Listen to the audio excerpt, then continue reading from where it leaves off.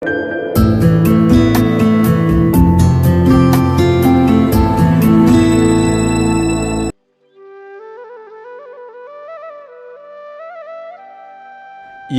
இறையாசிர் மத்தேயு 5:3. ஏழையரின் உள்ளத்தோர் பேறு பெற்றோர், ஏனெனில் விண்ணரசு அவர்களுக்கு உரியது.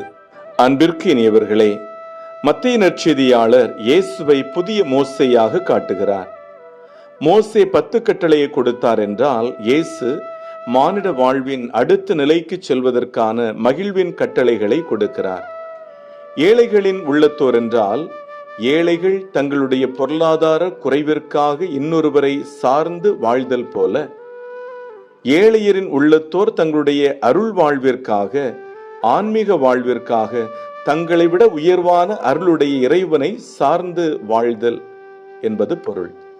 சுருங்கச் சொன்னால், என்னால் என்ன செய்ய முடியும் என்பதல்ல, தங்களின் ஒவ்வொரு செயலையும் இறைவனுடைய அருளை கேட்டு, விருப்பம் கேட்டு, இறைவனை சார்ந்து செய்வதுதான் ஏழையரின் உள்ளம்.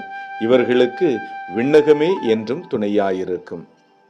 எல்லாம் வல்ல இறைவன், தந்தை, மகன், தூய ஆவியானவர் இந்த நாள் முழுவதும் உங்களை ஆசிர்வதித்து பாதுகாத்து வழிநடத்துவாராக. ஆமேன்.